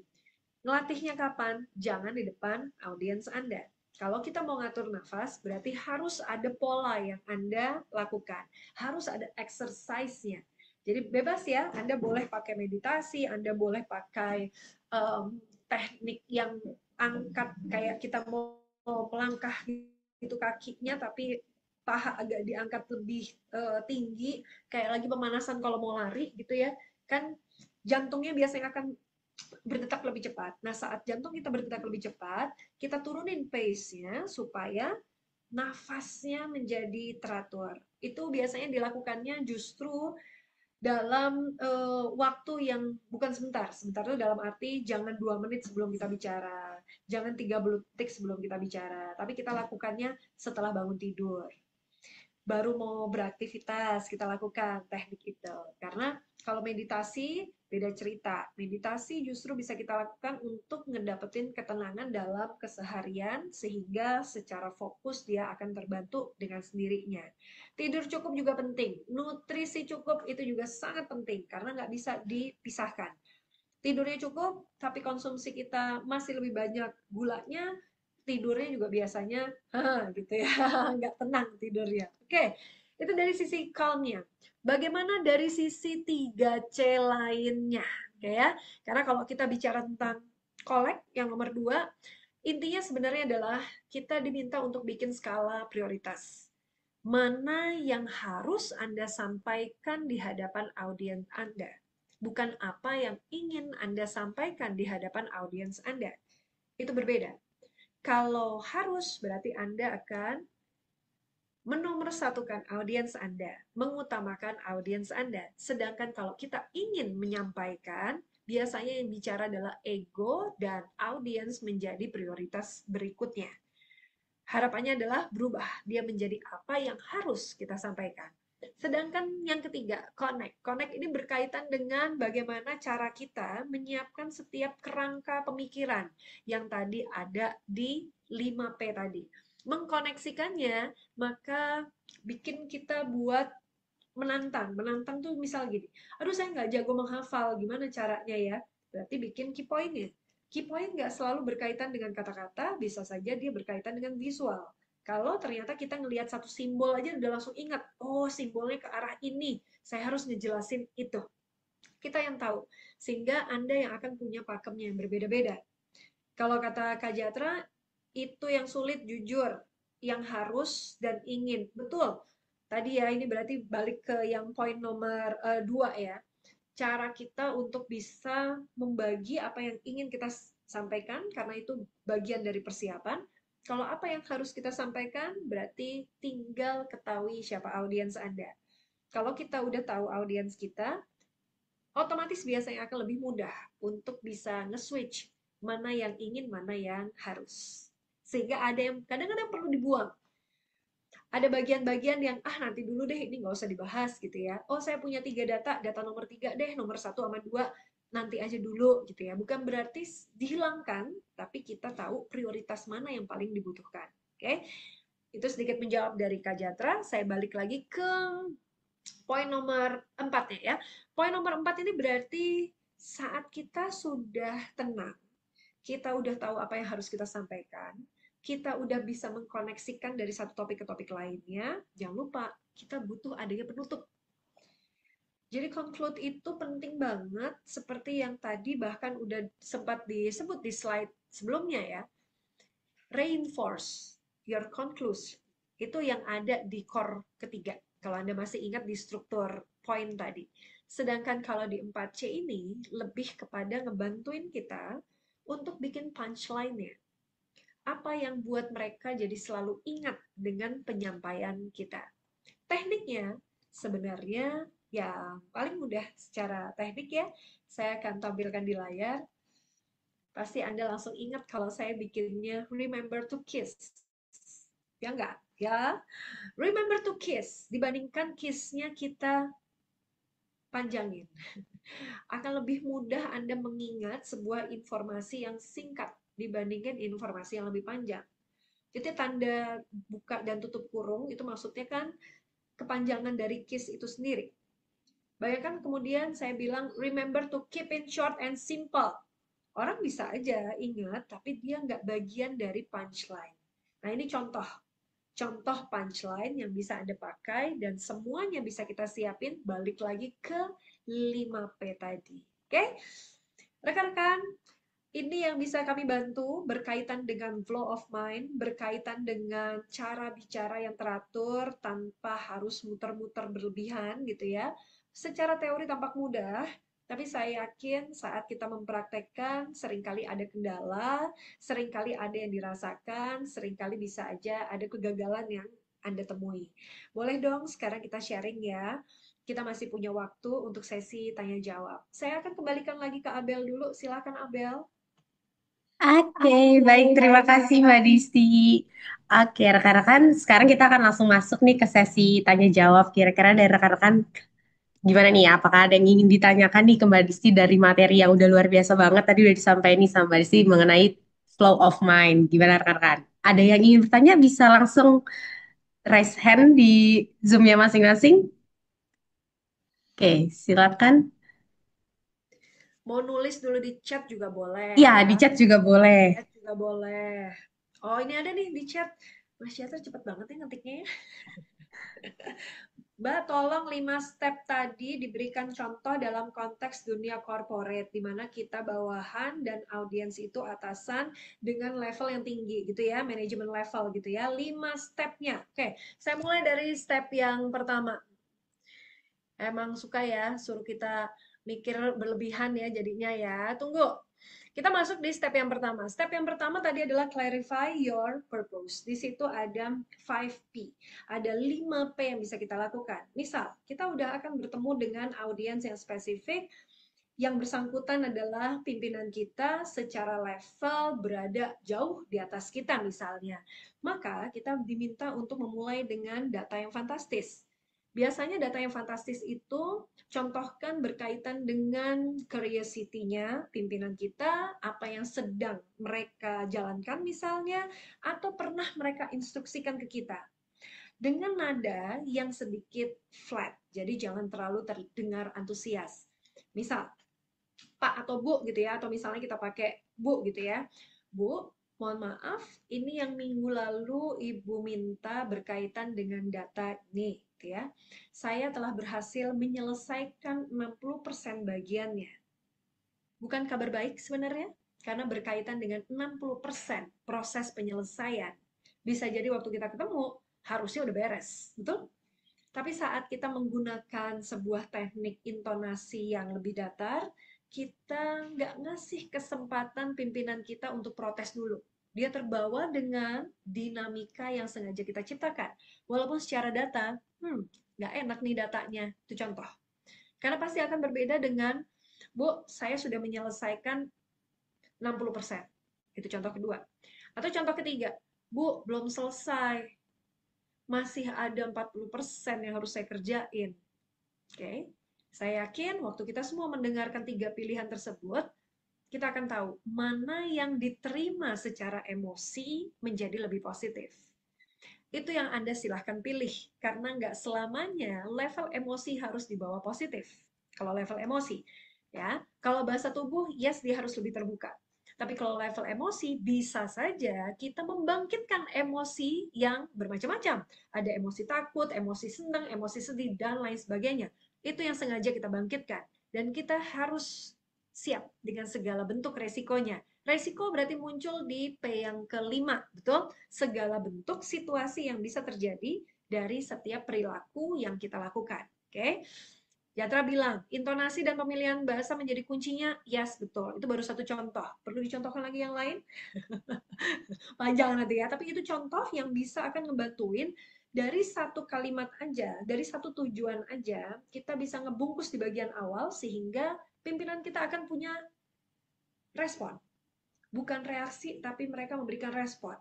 Oh, terima kasih ya, baru sadar. Loh, kan harusnya udah selesai gitu ya. Terus baru menanyakan kita, loh kenapa yang 40%-nya kapan dong? Baru kita ngejelasin. Oke, tapi kondisi komunikasinya akan lebih terbuka dibandingkan dengan pilihan 2 atau pilihan 3. Kak Dea di sini juga memberikan respon ya, atau pertanyaan ya. Ketika ujung-ujungnya ada momen blank. Oh, ini beda lagi ceritanya. Saya nanya dulu Kak Jantra apakah terjawab dari contoh baru yang core 1 tadi? Sangat cukup. Makasih, Mbak. Terima kasih kalau begitu. Yes. Berarti kita masuk pertanyaan kedua ya, Abel. Ketika ujung-ujungnya ada momen blank, baik itu saat meeting, diskusi, presentasi, atau sambutan, do and don'ts-nya apa ya, Kak? Pertama, jangan diam lebih dari 3 detik. Blank, tuh, Anda harus keep moving, ngomong. Masalahnya nggak tahu mau ngomong apa, orang lagi ngeblank ya kan? Maka alat bantunya biasanya adalah berikan eye contact ke audiens Anda, plus kalau nggak ada podium, kasih langkah kaki itu kalau berdiri. Tapi kalau meetingnya duduk kan nggak mungkin berdiri sambil jalan-jalan ya. Jadi Anda boleh memberikan gestur, contoh nggak cuma menatap ke depan, tapi juga menatap ke arah serong kanan atau serong kiri. Artinya ada aktivitas dari bahasa tubuh yang Anda lakukan sehingga orang tuh nggak fokus terhadap terhentinya komunikasi. Jadi nggak ada silent moment yang bikin orang jadi ngerasa, dia ngeblank, dia nggak menguasai materi, dia udah kehabisan kata-kata gitu. Jadi dibantunya dengan bahasa tubuh. Pertama, eye contact dan gesture. Gesture ini silahkan diatur sesuai dengan kondisi percakapannya. Kemudian don'ts lainnya adalah tadi 3 detik Anda jangan sampai terhenti terus nggak tahu mau ngomong apa gitu ya. Don'ts lainnya adalah saat Anda mau segera mengungkapkan sebuah kalimat, jangan Anda lempar ke audiens yang jabatannya tertinggi. Itu yang jangan Anda lakukan. Yang justru bisa kita lakukan ya, Anda raih audiens Anda lainnya untuk ngebantuin Anda dengan melempar interaksi. Interaksi itu bermacam-macam. Ada tanya jawab, ada yang sampai di sini membuka pertanyaan yang lebih terbuka gitu ya. Misalnya bagaimana? Apakah sampai di sini ada yang perlu saya tambahkan gitu ya kan di tengah-tengah ngeblank tuh ada yang memang sebenarnya koma. Jadi kalau nggak ditambahin kalimat sebenarnya selesai juga, cuman kita salah berhenti misalnya. Dan itu lakukan dengan alat bantu audiens yang membuat Anda merasa aman. Kenapa tadi saya bilang jangan lempar ya ke audiens yang justru jabatannya lebih tinggi dari Anda? Karena justru takutnya kita mendapatkan serangan balik. Karena yang bersangkutan ngerasa tahu kalau kita tuh lagi ngeblank. Oke? Put your audience first. Maksudnya gimana, Mbak? Oh, ini beda pertanyaan lagi ya. Oke. Gimana nih, Kak Dea? Tadi apakah menjawab do and don'ts-nya? Sangat, terima kasih Kak Disti. Sama-sama, terima kasih. Kak Jantra tadi nanya put your audience first, maksudnya gimana? Maksudnya adalah jadikan audiens Anda yang utama sehingga Anda bisa mengolah mana persiapan Anda yang berubah fungsi. Tadinya ingin Anda sampaikan menjadi harus Anda sampaikan. Jadi Anda harus tahu siapa audiensnya supaya kita akan mengkoneksikan setiap informasi yang sudah kita siapkan. Itu maksudnya, ya. Pertanyaan berikutnya Abel, yang mana nih? Ini ada pertanyaan nih Mbak Desi di kolom chat dengan bentar, Mbak Anissa Dia Tovani. Nih, bagaimana caranya agar tidak kehabisan pilihan kata saat menyusun kalimat atau menyampaikan materi? Oke. Yang bisa kita lakukan supaya nggak kehabisan pemilihan kata, pertama adalah membaca lebih banyak. Saat kita membaca lebih banyak, kita akan memiliki gudang kata-kata yang juga lebih banyak. Jadi silahkan konteks membacanya itu akan bermacam-macam setiap orang dan itu menjadi kebiasaan-kebiasaan baru. Karena bisa jadi ya, dalam satu informasi kita menggunakan bahasa yang terlalu teknis misalnya gitu ya. Terus audiens kita belum tentu dari contoh kalau secara corporate dengan divisi yang sama dengan kita. Mereka belum tentu langsung terkoneksi dengan bahasa-bahasa teknisnya kita. Saya suka bilang bahasa dapurnya kita gitu ya, cuma diketahui di dapur kita aja. Tapi saat dibawa keluar, apa ya? Jadi kita butuh mengklarifikasi bahasa-bahasa tersebut menjadi lebih umum. Nah, situasi ini bisa dibantu tadi dengan memilih kata-kata yang lebih umum. Kalau kita nggak karena baca, kita nggak tahu apa ya kata-kata yang lebih umum tadi.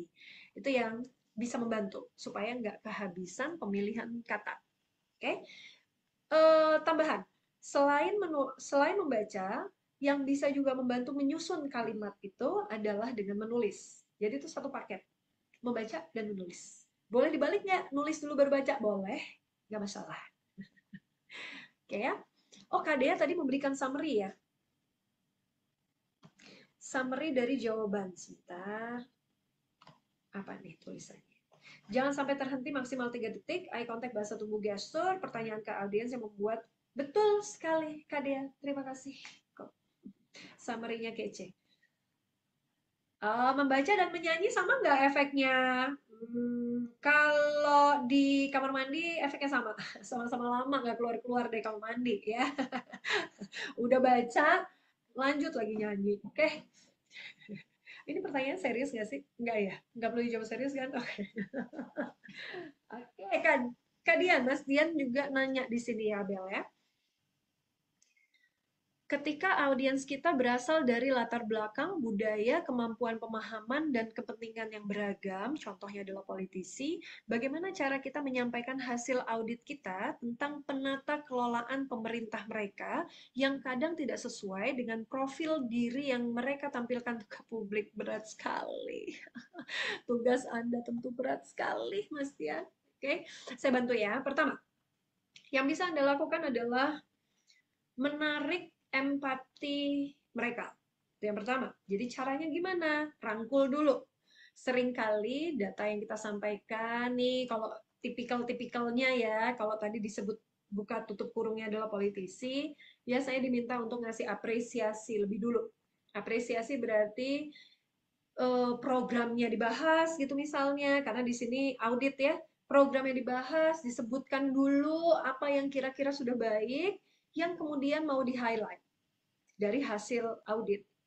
Ada juga yang tipikalnya kebalikannya, karena tergantung tadi, ada yang secara budaya ceplas-ceplos, jadi kalau kita ngasih dulu yang bagus, yang jeleknya malah dihantam lagi. Sesuaikan. Kalau kita akan menggunakan dua teknik, antara apresiasi dan hasil audit, kita harus siap dengan kedua ragam emosi yang mau dihadirkan. Misal begini, kita tahu ternyata tadi kalau tertuliskan tidak sesuai dengan profil diri mereka yang ditampilkan ke publik, oke? Maka tampilkan dalam bentuk data. Contoh, misal ya, nunjukin dari hasil postingannya, entah itu di YouTube channelnya, dari webnya, dari web pemerintah tersebut, atau dari individunya. Terus kita koneksikan.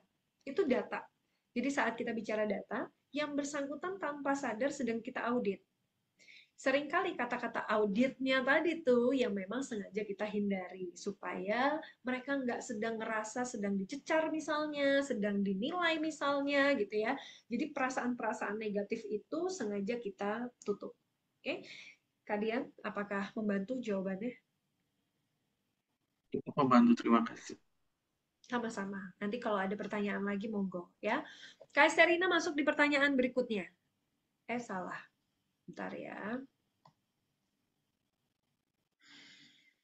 Oh, ini ada yang bantu jawab juga. Oke. Apa siasat mengurangi overthinking saat berbicara di depan audiens yang baru kita temui, beda divisi, beda culture, dan juga background? Mas Jatra jawab nih ya. Kalau saya kadang bodo amat atau mikir ndak ada yang dengerin, yang penting tetap profesional menyampaikan tugas. Hati-hati Kak Jatra, soalnya kadang-kadang justru waktu kita melakukan hal tersebut ya, emang sih kita akan lebih cair ya di hadapan publik kita, tapi tidak untuk koneksi di koneksi hubungan jarak jangka panjangnya gitu. Karena hanya berlaku untuk satu momen, satu momen, satu momen. Berarti apa dong cara kita menyiasati overthinking tadi ya? Rasa khawatir, ketemu sama orang baru, belum tentu mereka ngerti sama divisi kita, culture-nya berbeda, background-nya berbeda. Pertama, kita masih ketemu sama manusia, itu yang pertama. Jadi nggak perlu kita bilang mereka lebih baik atau kita yang lebih baik gitu ya. Tapi saat kita masih sama-sama ketemu dengan manusia, artinya ada kebutuhan kok. Masing-masing tuh ada pertanyaan, masing-masing ada keahlian, masing-masing punya keterampilan. Ini yang ngebantuin kita biasanya untuk ngegali pertanyaan. Pertanyaan punya fungsi supaya mencairkan suasana. Nah, pertanyaan tuh macam-macam. Ada pertanyaan basa-basi gitu ya, apa kabar misalnya, gimana perjalanan tadi ke sini, salam kenal ya, saya baru nih di divisi sekian gitu ya, disebutin. Saya ada di lantai mana. Itu kan basa-basi untuk perkenalan diri, tapi dia punya fungsi. Orang akan lihat, oh baru ya. Padahal mungkin nggak baru-baru banget. Mungkin kita udah ada setahun di kantor itu, cuman kita ketemu dengan mereka yang lebih senior, jadi kita menganggap diri kita lebih baru daripada lawan bicara kita. Artinya membuka situasi percakapan dua arah. Itu yang dimaksud. Supaya apa yang kita pikirin dan belum tentu terjadi, itu tidak terjadi.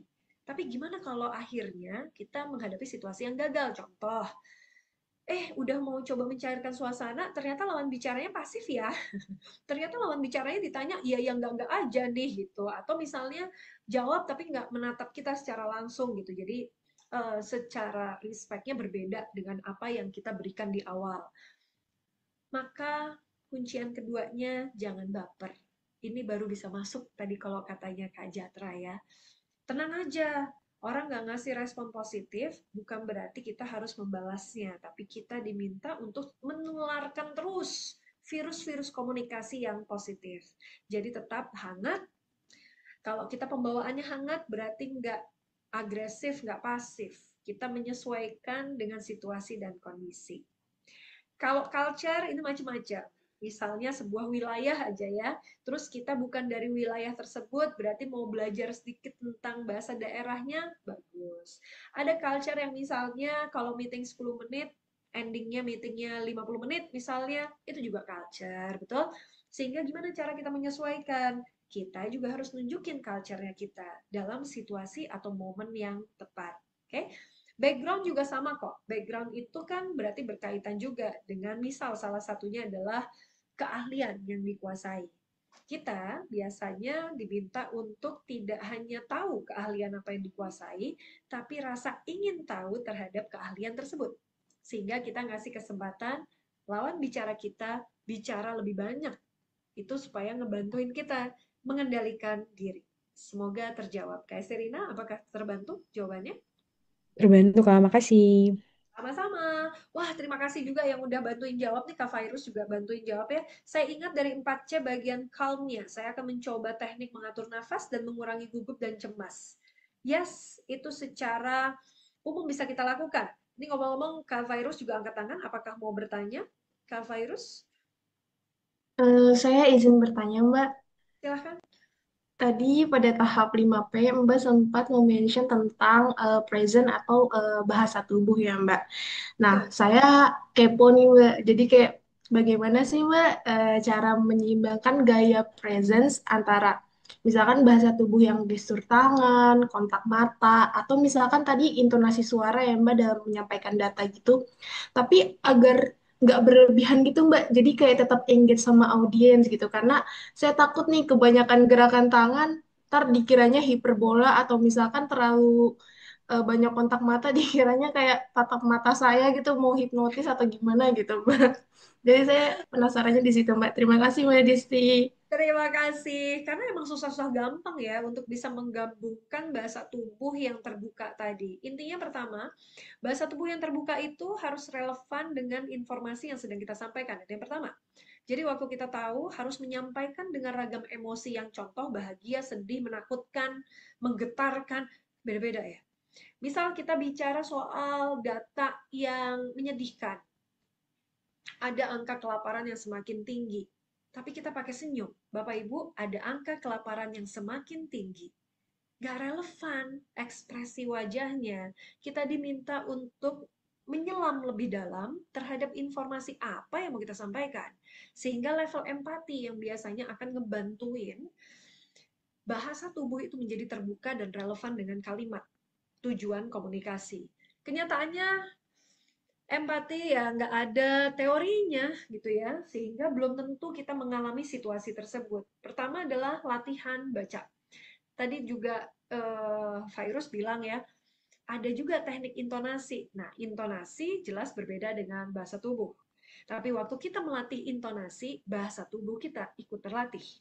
Kita melatih bahasa tubuh, intonasi juga ikutan terlatih. Tipsnya, tadi sempat ada narasi, betul? Dalgona Coffee, di situ ada titik, ada koma, jadi ada apa istilahnya titik koma itu? Simbol tanda baca, betul? Ada tanda baca. Kalau mau latihan intonasi, tanda baca itu bisa Anda hilangkan. Biasanya kalau tanda bacanya dihilangkan, kita akan salah berhenti. Kita akan mengenali, oh kalau saya berhenti ya di sini maknanya jadi berbeda. Oh kalau saya panjangin ngos-ngosan bawaannya. Dan bahasa tubuh itu yang akan bantu mengatur. Contoh, tangannya tadinya diam, jadi gerak gitu ya. Kenapa jadi gerak? Karena dia ngeblank. Waktu dia ngeblank, duh apa ya, aku udah tahu nih mau ngomong ini tapi bingung. Jadi gerakan tangan biasanya akan ngebantuin penekanan secara visual. Gimana supaya nggak berlebihan? Karena yang sulit biasanya adalah mengatur supaya bahasa tubuh kita tidak berlebihan. Pertama, kenali tujuan komunikasi. Itu yang pertama. Semakin kita tahu tujuan komunikasi, kita sedang bicara apa, dia terkoneksi dengan sendirinya. Dan ingat selalu, bahasa tubuh Anda akan memberikan dampak lebih besar dibandingkan dengan narasi yang Anda ucapkan. Oke? Terjawabkah, Virus? Sangat terjawab Mbak. Terima kasih banyak Mbak Disti atas jawabannya. Sama-sama, terima kasih. Kak Jatra juga bilang di sini, gimana nahan sabarnya Mbak? Oh, nahan sabar. Oke. Kayak tiap orang beda-beda ya.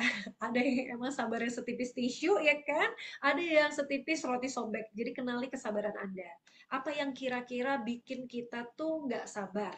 Sehingga proses itu yang biasanya kalau kita mengatur di dalam level emosi, tarik nafas yang lebih dalam. Jadi bukan selalu lebih panjang tarik nafasnya, tapi lebih dalam. Oksigen yang Anda tangkap akan lebih banyak.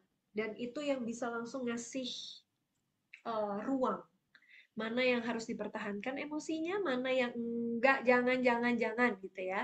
Karena label yang mau terlihat adalah label profesionalnya. Saya yakin semua yang join hari ini supaya bisa terlihat profesional, betul? Nah, label profesional bukan dari kita, tapi orang lain yang menyematkan, dan itu yang sulit. Kita cuma bisa mengupayakan aja. Semoga membantu Jatra. Viviana juga di sini nanya, bukan ya, ini coba saya bantu jawab, saya bantu baca dulu ya. Nah, itu seringkali kita terfokus dengan narasi daripada gestur ya, overthink, akhirnya belibet sendiri. Iya betul. Seringkali yang terjadi adalah kita terlalu fokus terhadap isi pesan kita, sehingga kita lupa ngebungkus narasi itu harus terdengar menjadi apa. Karena waktu kita menyampaikan pesan di hadapan lawan bicara kita bukan hanya menangkap pesan itu sendiri, tapi yang mereka tangkap berkaitan dengan kesan. Kesan ini yang juga harus terlihat secara visual. Visualnya dari mana? Bahasa tubuh. Jadi saat kita bisa menampilkannya secara visual, orang akan melihat, oh dia emang cocok untuk bicara, oh dia menguasai materinya, oh dia relevan ya, oh dia mengerti saya, oh dia memahami saya. Orang jadi percaya terhadap apa yang jadi kesannya kita. Semoga menambahkan, Viviana. Oke? Ada pertanyaan tambahan kah, rekan-rekan? Saya cek di kolom chat ya. Mau nanya langsung juga boleh, ada yang mau angkat tangan boleh. Kak Jantra juga nanya lagi nih sebentar. Saya baca ya. Mbak, perihal label profesional dibandingkan analogi ini gimana Mbak? Oke, saya baca analoginya berarti ya. Psikologi anak SD, kalau nggak bisa jadi paling pintar, jadi paling nakal. Tapi jangan bodoh dan kriminal. Saya nggak sepakat ya. Oh, agar dikenal ya. Oke, gini. Sebenarnya menurut saya itu bagian dari sarkastiknya ya. Jadi kalau dia tidak bisa menonjol di akademik, silahkan kamu menonjol di bidang lainnya gitu ya, sehingga ada strategi yang bisa kita lakukan. Tapi balik lagi, profesional adalah bagian dari perilaku-perilaku yang ya positif harusnya. Jadi kalau perilakunya negatif, saya yakin labelnya tidak akan jadi profesional. Tapi Anda dikenal, iya. Anda viral, iya. Orang kenal Anda, iya. Tapi kenalnya apa? Jadi dia bisa berkaitan dengan branding. Kalau kita ngatur strateginya salah, maka perilaku yang Anda lakukan juga pasti akan berbeda. Perilaku yang positif, hasilnya akan positif. Perilaku yang negatif, hasilnya juga akan negatif. Walaupun nilai jualnya bisa sama-sama tinggi. Jadi mudah-mudahan kita bisa membedakan antara strategi untuk ngatur personal branding Anda di label profesional atau di ranah viralnya aja. Oke, thank you Mbak. Maaf Bapak Ibu dengan pertanyaan saya karena saya dari dunia lain. Saya jadi penasaran nih. Iya ya, kayak emang Anda dari dunia lain ya, berbeda. Bagus loh. Saya senang banget karena ya Anda jelas ada di bagian yang harus mengatur perilaku karyawan, betul ya? Jadi kita pasti bisa membaca mana yang terlihat tulus menjalankannya, mana yang dia membuat supaya terlihat. Dan itu yang dibuat-buat nggak akan jangka panjang. Oke? Ada lagi pertanyaan? Silahkan, kita masih punya kurang lebih 10 menit ke depan. Jika masih ada pertanyaan dari rekan-rekan, bisa jadi 3 pertanyaan terakhir ya. Oke, ini ada satu pertanyaan lagi nih Mbak Rizky. Oke. Dari Pak Mifatul. Oke, Kak Miftah. Kapan waktu yang tepat storytelling diperlukan? Apakah di awal sebagai hook atau ice breaking, atau ketika tanya jawab? Ih, keren banget. Storytelling dibutuhkan dari awal sampai dengan akhir. Tapi kalau di bagian pembuka, dia punya fungsi sebagai icebreaker. Oke, saat di bagian isi pesan, storytelling akan memperkuat cerita Anda, data Anda, isi pesan Anda. Sedangkan di bagian penutup, storytelling akan membantu lawan bicara Anda mengingat secara utuh apa inti pesan yang Anda sampaikan sehingga merubah perilaku atau cara pandang mindset dari lawan bicara Anda. Jadi storytelling kita selalu butuhkan itu karena dia bentuknya teknik bercerita. Semoga membantu. Gimana Mas Miftah? Terjawab? Yeay. Oh, udah makasih kata ya, sama-sama Mas Miftah. Terima kasih. Baik, terima kasih Mbak Disti untuk sesinya hari ini dan tentunya teman-teman hari ini kita udah luar biasa banget, kita belajar banyak hal mengenai flow of mind, mengenai 4 kerangka flow of mind dan juga jangan lupa untuk tetap keep it simple and short. Dan sebelum kita selesai hari ini rekan-rekan semuanya, di layar nanti akan di-share untuk link evaluasi terlebih